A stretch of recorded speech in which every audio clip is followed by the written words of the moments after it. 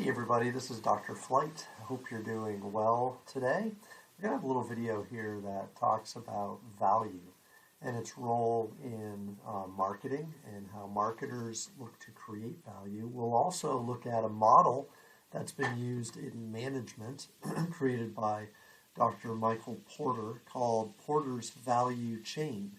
And so we'll look at that. We'll think about how value is a key component of what we do and how it might impact the customers. So you might be familiar with this term called the value proposition. And if you think about when you engage in a product or a brand or a company, you're receiving something from that organization or from that brand. And if you take everything that you've received as a whole bundle, not only the product in its physical form, but also the product's services, its reputation, its what's something we call credence, so its believability, all the things that it has associated with it that you are privy to as part of the value proposition. So it's everything that gets delivered to the customer, and when the company fails to deliver on a value proposition, the customers react negatively. So this is something that we really want to focus on a lot in marketing, understanding what value we bring to the customer. And thinking of value as a total item, a total thing. It's not, again, just a product. It's everything the product delivers. So the value proposition includes a whole bundle of benefits that the company promises to deliver, not just the benefits that the product delivers, but that of the whole company. So why is this important? The value proposition has to be compelling enough. It has to be motivating enough, or to motivate customers, but it has to be strong enough to get a customer's attention and to move them into action.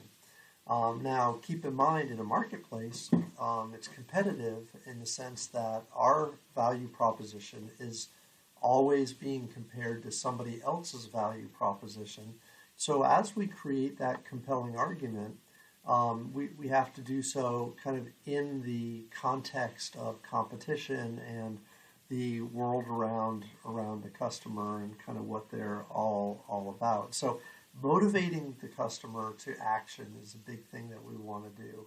And ultimately, when we deliver value, the value that the customer expects based on what we have told them, then you're going to have good results.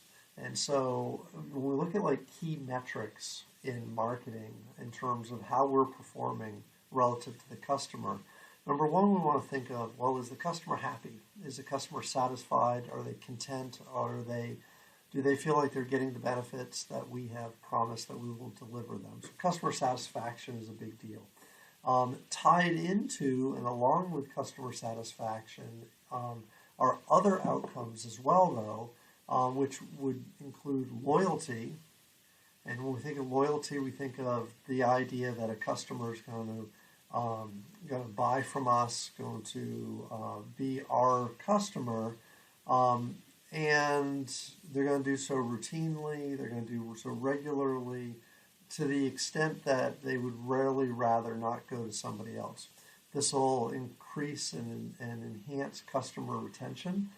So customers will stay with us if they're loyal, if they're satisfied.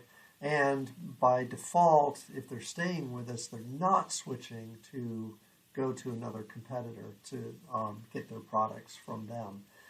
So, like if we keep our customers, then we keep our customers away from our competitors. If we keep our customers, then we don't have to constantly replace them with new customers.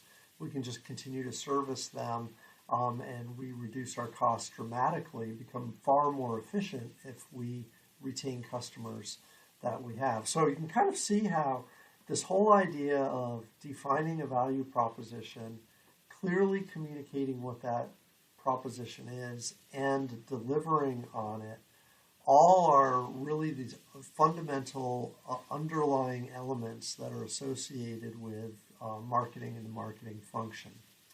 Okay, so this kind of turns the page to let us look more at creating value. From an economic perspective, there's been a term out there called utility.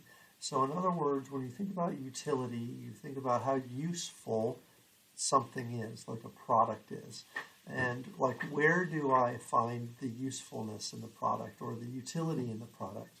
And so years ago, there was a design of this kind of theoretically where utility can come from a lot of different places. Four important ones would include things like form utility.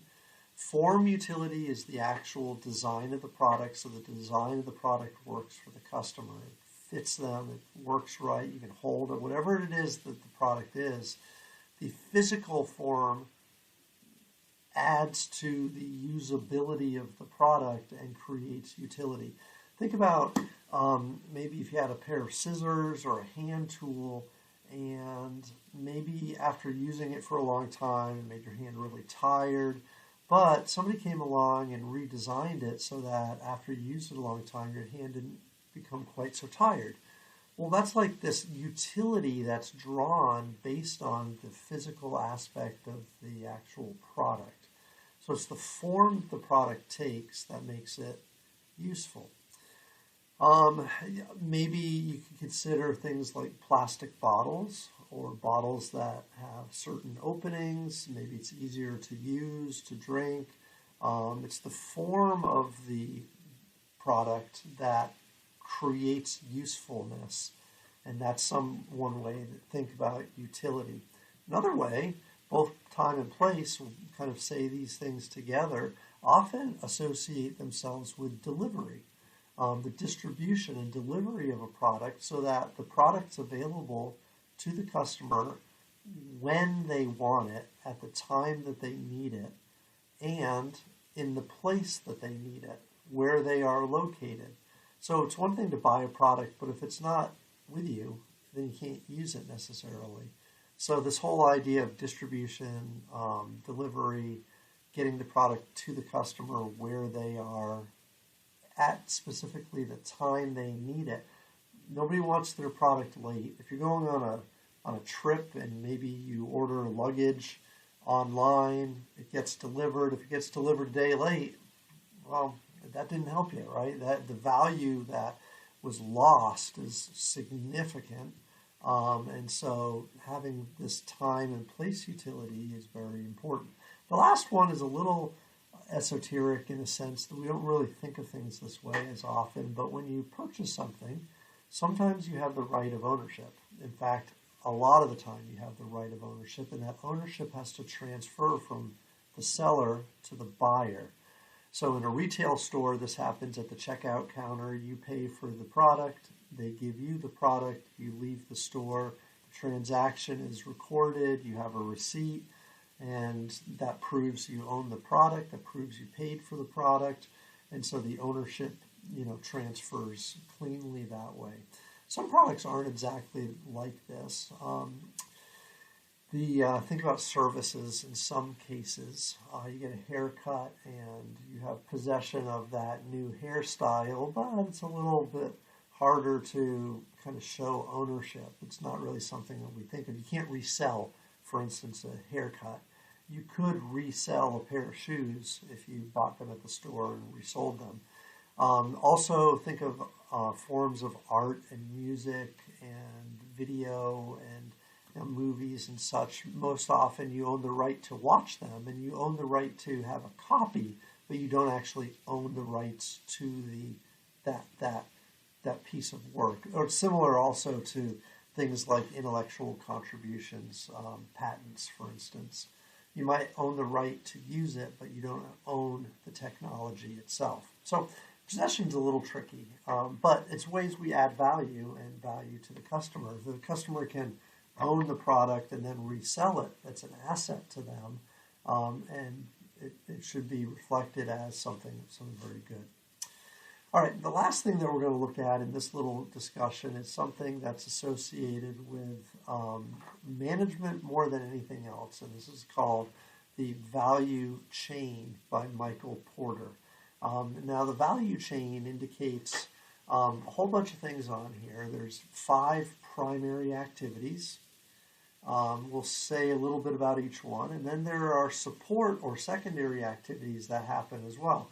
The primary activities generally happen in the sequence that they are shown here: inbound logistics, operations, outbound logistics, marketing, sales, and service. Now, the key here is the very end of this, the right, if you will, where it says margin.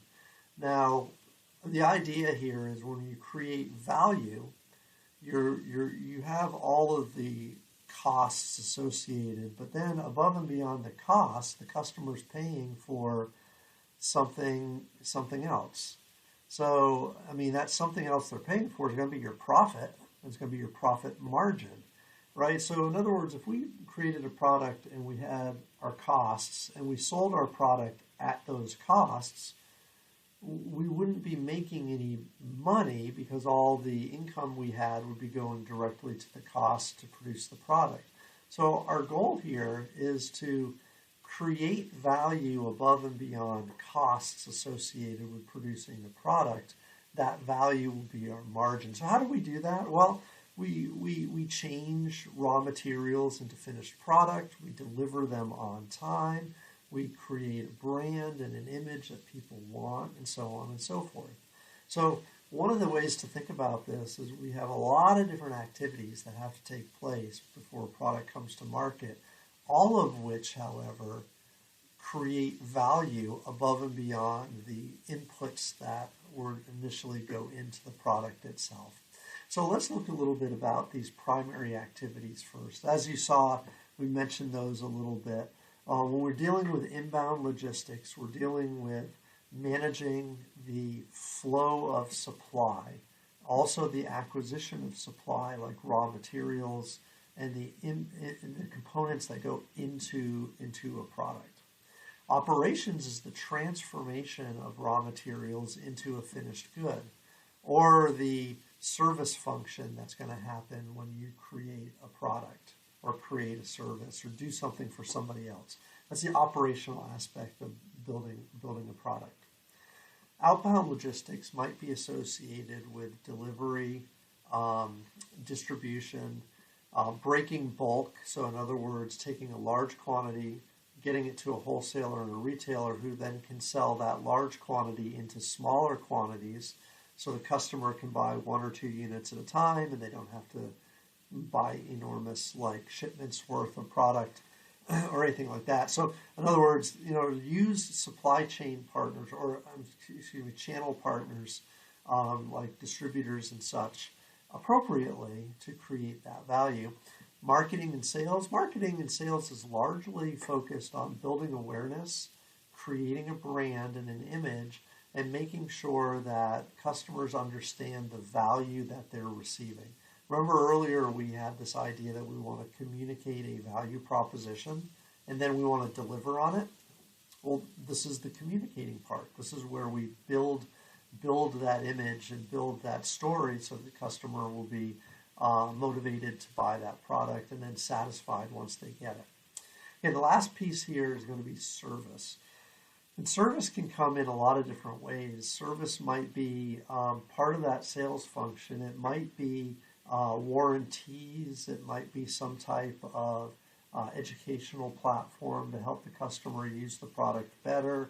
It may be ancillary services that go along with the product. So, for instance, if you buy a car, you may want a warranty to go with the car. The warranty is a service component that will again help the customer use the product better and more easily. So service is kind of this way to make the customer or help the customer use the product in a more efficient way and in a better way, and it adds an enormous amount of value, especially in a very competitive environment. If you have 2 companies that are essentially offering the same product, what will differentiate them is how they perform on service and these other added-on benefits that the companies can offer their customers. That will help differentiate and add value so that the customer will stick around. Okay, so these are kind of these primary activities. Remember I mentioned there are these secondary activities, and in the model they're called support activities. And largely these go on all the time, not necessarily in a sequential order, but together as a package while you're running a business. So firm infrastructure might include the hierarchy and the structure of the organizational structure of the firm. And if it communicates well, for instance, if it's well organized, if there's a strong leadership component, those things might be included in there.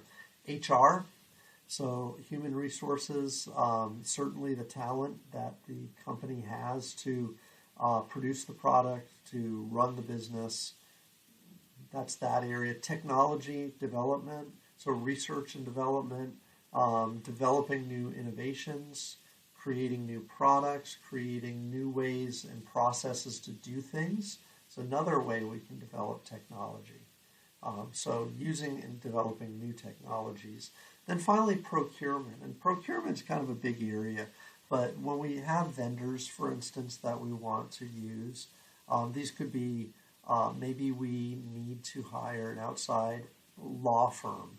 Maybe we need a company that will come in and do some functions within the organization that are maybe administrative or secretarial or janitorial or something like that.